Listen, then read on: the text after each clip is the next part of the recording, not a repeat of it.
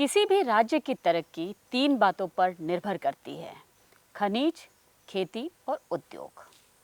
खनिज कुदरत के हाथों की बात है और वहीं खेती किसी भी राज्य में कमोबेश हो ही जाती है। बात की जाए उद्योगों की, तो प्रदेश के उद्योगों की क्षमता ही उस राज्य को समृद्ध, विकसित और बीमारू राज्य होने का तमगा दिलाती। हमारे प्रदेश में उद्योगों की क्या स्थिति है और हमारा प्रदेश कितना आत्मनिर्भर है, आज हम जानेंगे हमारे आज के मेहमान से। आज हमारे साथ भारतीय प्रशासनिक सेवा के युवा अधिकारी भास्कर लाष्काकार जी है, जिनसे हम जानेंगे बहुत सी बातें उनके व्यक्तिगत जीवन के बारे में भी और कुछ विभागीय बातें भी।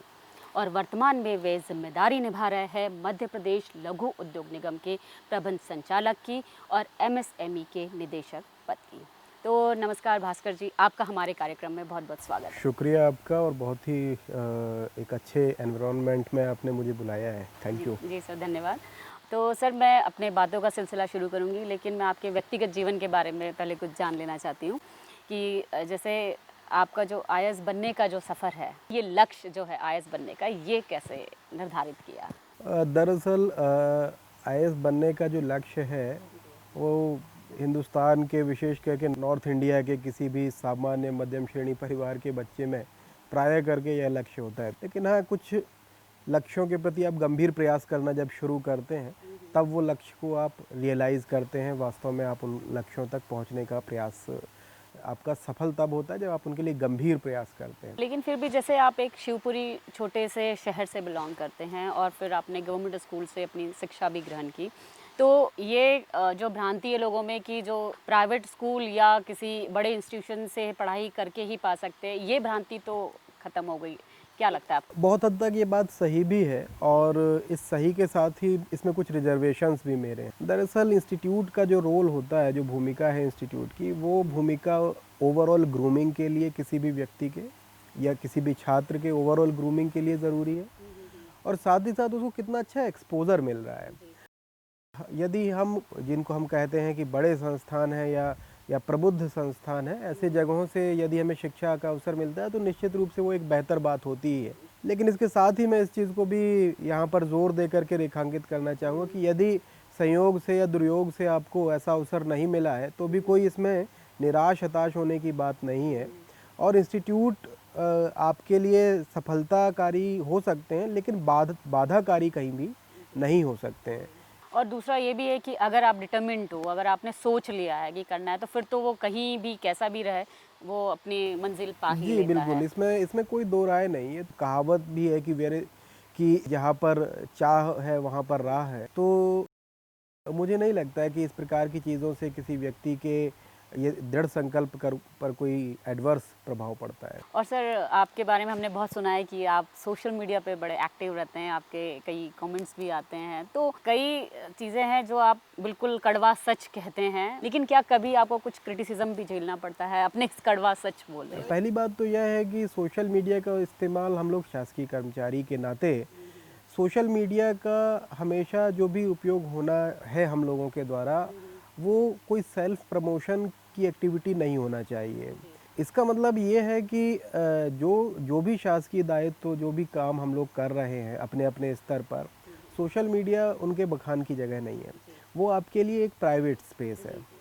समाज में या प्रशासन में जो चीज़ें हम ऑब्ज़र्व करते हैं उनको एक हल्के फुल्के ढंग से या उनको एक सटायरिकल मैनर में कई दफ़ा मैं लिखने की कोशिश करता हूँ, और यही मेरे लिए एक सेल्फ सेटिस्फेक्शन का जरिया भी है।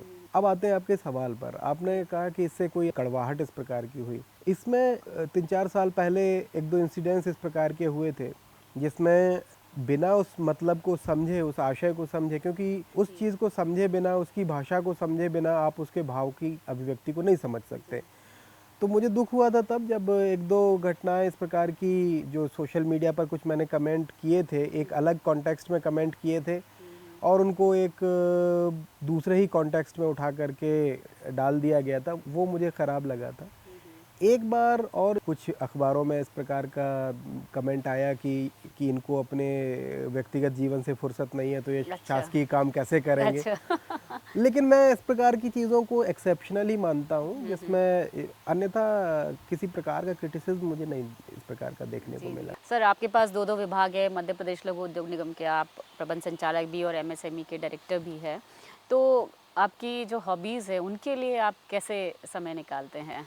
मेरा ऐसा मानना है कि जो एक पुरानी कहावत है कि व्यक्ति काम के बोझ से नहीं बल्कि काम की अनियमितता से थकता है।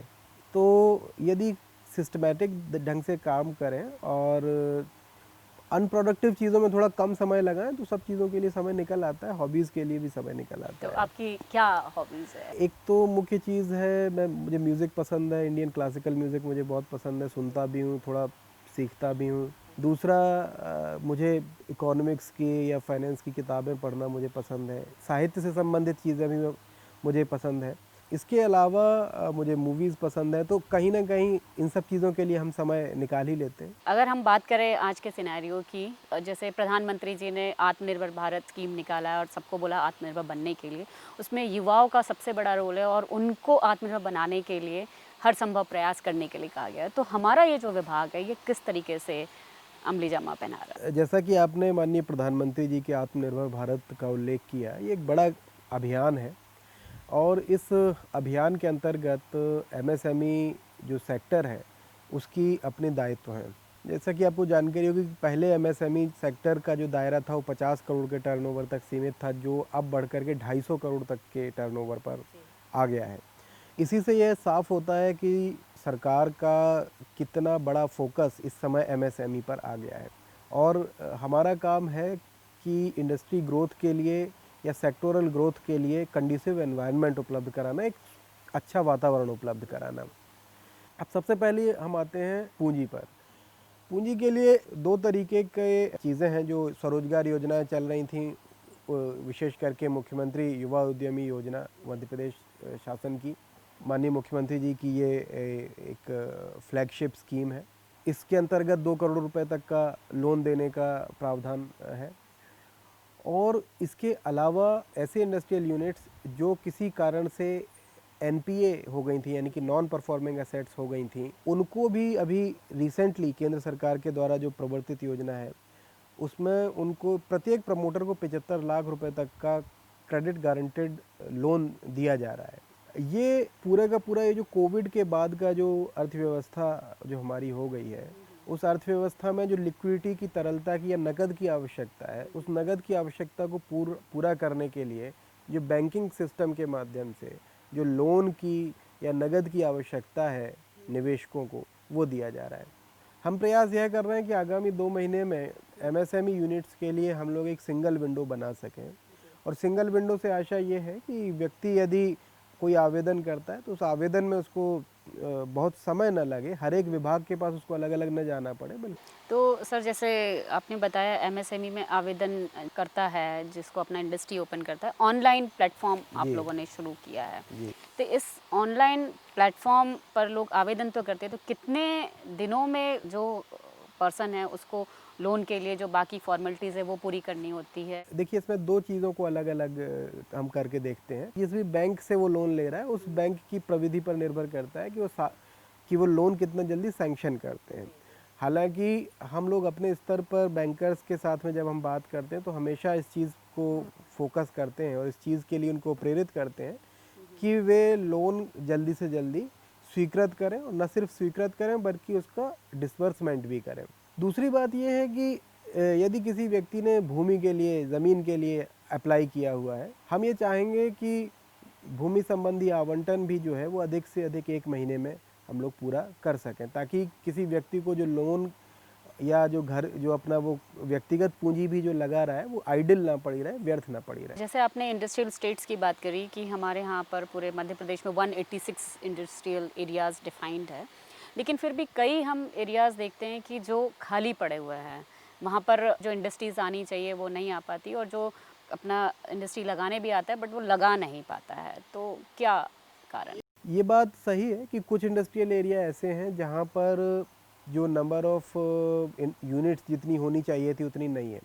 दरअसल इंडस्ट्री सिर्फ भूमि देख करके नहीं लगाई जाती है। बेसिक बात यह है कि इंफ्रास्ट्रक्चर और लेबर, ये दो चीज़ें यदि इंडस्ट्री के पास में उपलब्ध होंगी तब निश्चित रूप से कोई भी एरिया हम डेवलप कर सकेंगे। जैसे सर हमारे प्रदेश में कई आईटीआई ओपन हैं जहाँ पर कई जो युवा है वो कुछ ना कुछ हुनर सीख रहे होते हैं, तो उन लोगों को किस तरीके से जो एमएसएमई में उनको रोजगार मिल जाए, उसके लिए कुछ कोऑर्डिनेशन उस विभाग के साथ? इसमें दो चीज़ें हैं। एक तो यह है कि एमएसएमई की जो लिस्ट है वो हमारे पोर्टल्स पर अवेलेबल है, वहाँ पर लोग सीधे भी अप्लाई कर सकते हैं। और दूसरी चीज़ यह है कि एक कॉमन प्लेटफॉर्म जैसे कि रोजगार सेतु इस प्रकार का कॉमन प्लेटफॉर्म डेवलप करके वहाँ पर सीधे रोजगार दिलाने के लिए हम बात कर सकते हैं। लेकिन यह पूर्ति तब हो सकेगी जब एमएसएमई सेक्टर में लेबर की डिमांड बहुत हमारे पास में ज़्यादा आए। और सर जैसे अभी जो कोरोना समय चल रहा है, ये संकट का समय है, इस समय कई मजदूर पलायन कर लिए और कई जो एमएसएमई जो है इंडस्ट्रीज़ है वो भी बंद हो गई है, तो ऐसे में आपका विभाग उनकी किस तरीके से मदद कर रहा है? एक तो हम उनको कोलेटरल फ्री लोन जो है वो हम उपलब्ध करा रहे हैं। दूसरा, ऐसे लोन जो एनपीए हो गए थे उन यूनिट्स के जो प्रमोटर्स हैं, यानी कि उन यूनिट के जो निवेशक हैं, जिन लोगों की वो यूनिट है, इंडस्ट्रियल यूनिट है, उनको 75 लाख रुपए तक का व्यक्तिगत लोन दिया जा रहा है। 75 लाख रुपए की राशि को वो अपनी यूनिट में दोबारा निवेश कर सकते हैं। मुझे लगता है कि ये एक ऐसी चीज़ है जो कि इस क्राइसिस के समय में बहुत ज़रूरी चीज़ थी। दूसरी चीज़ आपने पूछा कि जो इंडस्ट्रीज़ बंद हो गई हैं, जो यूनिट्स बंद हो गई, उनकी हम कैसे मदद कर सकते हैं। इंडस्ट्री चालू करने के लिए दो ही चीज़ों की आवश्यकता है, एक आपकी पूंजी की आवश्यकता और लेबर की, और दूसरी चीज़ डिमांड की आवश्यकता है। डिमांड होनी चाहिए उस प्रोडक्ट के लिए। लेबर की जो अनुपलब्धता है, यह टेम्परेरी अनुपलब्धता है, क्योंकि जैसे ही स्थितियां सामान्य होंगी, लेबर वापस से जहां पर वो एक अच्छा कमाई कर रहा था उस इंडस्ट्री की तरफ वापस जाएगा। इन बिटवीन तब तक उन इंडस्ट्रीज़ को हमने रोजगार सेतु के माध्यम से लिंक भी किया है उन माइग्रेंट लेबर्स के साथ में जो कि स्किल्ड हैं। तो यदि किसी इंडस्ट्री को ये लगता है, किसी यूनिट को ये लगता है कि मुझे इस पर्टिकुलर स्किल सेट के लिए लेबर की आवश्यकता है, तो वो रोजगार सेतु पर संपर्क करके उस लेबर को ले सकते हैं। सर जैसे लघु उद्योग निगम को स्थापित हुए 50 साल के करीब हो गए हैं, और इसमें जो प्रक्रिया क्या अपनाई गई है कि जो भी ट्रांजैक्शन होता है उसको ट्रांसपेरेंट रखा जाए? क्योंकि लघु उद्योग निगम एक ऐसा ही संस्थान है जिसका मुख्य काम शासकीय विभागों को खरीद में मदद करना है, तो हम लोग ये कोशिश कर रहे हैं कि लघु उद्योग निगम के माध्यम से जो खरीद हो, अथवा शासकीय विभाग सीधे भी यदि खरीद करें, तो हम उनको कंसल्टेंसी के रूप में मदद पहुंचा सकें, और साथ ही साथ इस पूरी प्रक्रिया को ट्रांसपेरेंट तरीके से और अधिक फेयर तरीके से हम लोग इसको कर सकें। सर अपने निगम में एक मार्केटिंग डिवीज़न है, इसमें कई मार्केटिंग ऑफिसर्स भी पदस्थ हैं। वो केवल ओनली सरकारी विभागों तक ही सीमित रहते, वहीं के ऑर्डर्स लाते हैं, लेकिन क्या इतने प्राइवेट इंडस्ट्रीज़ अपने यहाँ हैं, क्या वहाँ से भी ऑर्डर नहीं लाए जा सकते? ऑर्डर लाए जा सकते हैं, लेकिन इसमें दो चीज़ें हैं। एक तो यह है कि लघु उद्योग निगम एक फैसिलिटेटर के तौर पर काम कर सकता है, और हमारा जो vendor development and marketing cell जो है, उसमें हम लोग यह प्रयास कर रहे हैं कि एमएसएमई के ऐसे यूनिट्स जिनको मार्केटिंग की आवश्यकता है, यानी कि उनको अपना प्रोडक्ट बेचने के लिए नेटवर्क की आवश्यकता है, वो नेटवर्क हम उनको उपलब्ध करवा सकें। ये अलग अलग स्तरों पर हम लोगों ने प्लान किया है, और जल्दी इसका आपको असर दिखेगा। और दूसरा सर, हम देखते हैं कि हमारे प्रदेश में ग्राम पंचायतों में कई स्व सहायता समूह काम कर रहे हैं, और उनके कई प्रोडक्ट्स भी बना रहे हैं, जैसे अगरबत्ती है, मोमबत्ती है, सैनिटरी नैपकिन्स है, और अदर्स अच्छे आइटम्स बना रहे हैं। क्या उन्हें लघु उद्योग निगम में लिस्टेड नहीं किया जा सकता है कि जिससे कि उनको भी एक मार्केट मिल सके? ये अधिकांश स्व सहायता समूह एसआरएलएम के साथ में संलग्न है, और इनकी यदि कोई इंडस्ट्रियल यूनिट बनती है फेडरेशन के स्तर पर, तो निश्चित रूप से लघु उद्योग निगम उस पर विचार करेगा। सर जैसे हम प्रेजेंट सिनेरियो की बात करें तो हमारे देश में स्वदेशी अपनाओ का जो एक कैंपेन चल रहा है, और चीनी जो बाहर से आइटम आता था उसको नहीं यूज़ करने का चल रहा है, तो ऐसे में जो हमारे लघु उद्योग निगम भी कई बाहर से सामान बुलाते हैं, तो क्या जो हमारे जो यहाँ की जो इंडस्ट्रीज़ है उनका हक नहीं मारा जाता है कि आप वहाँ से न बुलाते हुए उनसे लिया जाए? क्योंकि भारत एक देश है, और इस देश के अंदर छोटे छोटे देश नहीं हैं। हम जो भी शासकीय उपक्रम है, चाहे वो मध्य प्रदेश का हो, चाहे उत्तर प्रदेश का या तमिलनाडु का, कोई भी शासकीय उपक्रम होगा, वो एक पर्टिकुलर सेट ऑफ रूल्स के दायरे में काम करता है। जिस भी प्रकार के नीति, जिस भी प्रकार के नियम और जिस भी प्रकार के निर्देश शासन द्वारा अलग अलग स्तर पर जारी किए जाते हैं, उसका हम लोग कंप्लायंस करते हैं, उसका हम लोग पालन करते हैं। जहाँ तक बात है कि प्रेफरेंशियल ट्रीटमेंट एमएसएमई को देने की बात है, यह तो नीति के अंतर्गत बिल्कुल बात आती ही है प्रेफरेंशियल ट्रीटमेंट की, लेकिन साथ ही साथ यदि रिस्ट्रिक्ट करने वाली बात है तो इस संबंध में शासन के द्वारा निर्णय लिए जाने होते हैं। मैं आपसे अंत में जानना चाहूँगी कि जैसे मध्य प्रदेश लघु उद्योग निगम हो या एमएसएमई, दोनों डिपार्टमेंट, इनमें आप ऐसा क्या इनिशिएटिव लेना चाहते हैं कि जो कई जैसे कार्यप्रणाली होती है उसमें सुधार हो सके? इसमें तीन चीज़ों पर हम लोग फोकस कर रहे हैं। सबसे पहले एमएसएमई में हम लोग फोकस कर रहे हैं सिंगल विंडो पर। सिंगल विंडो वास्तव में सिंगल विंडो होना चाहिए। इसका अर्थ यह है कि उसको लैंड अलॉटमेंट, क्लियरेंसेस और बेनिफिट्स, ये 3 सुविधाएं उसको एक क्लिक पर उपलब्ध होनी चाहिए उस इंडस्ट्री जो भी रन कर रहे हैं। हाँ, इसके बाद में चौथी चीज़ यह है कि वो यदि अपने बिजली के बिल, पानी का bill, maintenance fees, industrial area की डेवलपमेंट फीस, रेंट, इन सब चीज़ों के लिए भी उसको भटकना ना पड़े, सिंगल क्लिक पर वो भी उसके पास में उपलब्ध होनी चाहिए। ये हम लोग कर रहे हैं। दूसरा महत्वपूर्ण चीज़, जैसा मैंने डिस्कशन में बताया, स्वरोजगार योजनाएं। इन स्वरोजगार योजनाओं को हम रीड्राफ्ट कर रहे हैं और रीस्ट्रक्चर कर रहे हैं, ताकि स्वरोजगार योजनाओं में जो लंबा समय इसकी प्रोसेसिंग में लग जाता था, उस प्रोसेसिंग के समय को हम शॉर्ट सर्किट कर सकें। तीसरा जो महत्वपूर्ण बिंदु है लघु उद्योग निगम का। लघु उद्योग निगम को हम चाहते हैं कि अन्य राज्यों में भी इस प्रकार के निगम अब जो काम कर रहे हैं नई परिस्थितियों में, इसका पूरा जो भूमिका है और इसका पूरा जो दायित्व है उस सबको हम रीडिफाइन कर रहे हैं। यानी कि लघु उद्योग निगम सिर्फ खरीद फरोख्त का एक स्थान बन करके नहीं, बल्कि एमएसएमई सेक्टर को प्रमोट करने के लिए और एमएसएमई सेक्टर को सपोर्ट करने के लिए एक थिंक टैंक के तौर पर कैसे काम कर सकता है आने वाले वर्षों में, वो हम लोग प्रयास कर रहे हैं। चौथा बिंदु जो एक महत्वपूर्ण है, जो कि डिस्कशन में मैं लाना चाहता हूँ, वो है स्टार्टअप इंडिया का जो पूरा प्रोग्राम है। अनफॉर्चुनेटली हम लोगों ने स्टार्टअप इंडिया में बहुत सक्सेस मध्य प्रदेश में नहीं लेकर के हम आ पाए, लेकिन अब हम यह प्रयास कर रहे हैं कि स्टार्टअप इंडिया और इंक्यूबेशन सेंटर्स, इनको हम लोग एक अच्छी गति दे सकें और एक virtual incubation centre national level का वो हम लोग भोपाल में शुरू कर सकें।